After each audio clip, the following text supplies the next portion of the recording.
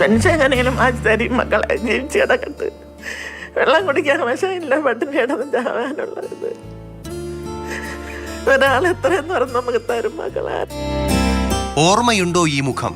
കഴിഞ്ഞ വർഷം ഏപ്രിലിൽ മാതൃഭൂമി ന്യൂസ് സംപ്രേഷണം ചെയ്ത വാർത്തയാണ്. വലിയതുറ സ്വദേശി ബാർബറ. എന്താ അമ്മ ഇപ്പോഴത്തെ അവസ്ഥ? പഴയതുപോലെ തന്നെ മോനെ, പെൻഷനൊന്നും കിട്ടുന്നില്ല. 6 മാസത്തോളമായി പെൻഷൻ കിട്ടിയിട്ട്. ഭക്ഷണത്തിനും വഴിയില്ല, മരുന്ന് ആശുപത്രി ഇല്ലാത്ത മരുന്ന് അവർ വെളിയിൽ നിന്ന് എഴുത്തരും. ഇപ്പം എനിക്ക് ഹാർട്ടിൻ്റെ ഒരു ഗുളിക തീർന്നു, ഉച്ചയ്ക്ക് 1 മണിക്ക് തിന്നാനുള്ള ഗുളികയാണ്. ഈ മാസത്തെ കറണ്ട് ബില്ല് എനിക്ക് 700 രൂപ വന്നിരിക്കുന്നു. ഞാൻ ഒറ്റയ്ക്കാണുള്ള ഈ ഒരു ഫാനും ഉണ്ട്, ഒരു ലൈറ്റും ഉണ്ട്, ഇത്ര തന്നെ. ചോദിച്ചപ്പം പറഞ്ഞു ചൂടല്ലേ അമ്മ എന്ന് പറയുന്നു. ബില്ല് എഴുതാൻ വന്നു വരും. ബാർബറ അമ്മയെ കാണാനെത്തിയതാണ് അയൽവാസി രാധ. വികലാംഗ പെൻഷൻ കിട്ടാത്തതിന്റെ പരിഭവമാണ് രാധയ്ക്ക്. 6 മാസമായി വന്നിട്ട് പെൻഷൻ ഞാൻ എന്ത് ചെയ്യും? മരുന്ന് വാങ്ങിക്കണമെങ്കിൽ ഓടിച്ചെന്ന് പോയി അവർ തരണം, ബാക്കി വെളിയിൽ വാങ്ങിക്കാൻ പോകും. വാങ്ങിക്കാൻ പറ്റില്ല, അവിടെ എൻ്റെ അമ്മ നിന്നാണ്ട് കിടക്കും.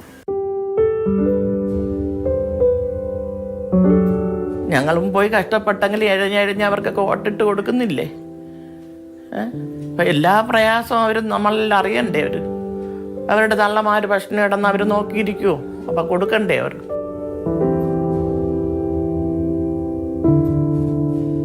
ഒരേ മാസത്തെ പെൻഷൻ അവർ തന്നിരുന്നെങ്കിലും, അതേത് മാസത്തുള്ള തന്നിരുന്നെങ്കിലും ഇത്രയും പ്രയാസം ഞങ്ങൾക്ക് വരത്തില്ലായിരുന്നു. ജോലി ചെയ്യാൻ കഴിവില്ലാത്ത ഞങ്ങൾ എന്ത് ചെയ്യും? മരിക്കേണ്ട തന്നെ. മരിച്ച ആ പെൻഷൻ കൂടെ അവർക്കാവുമല്ലോ.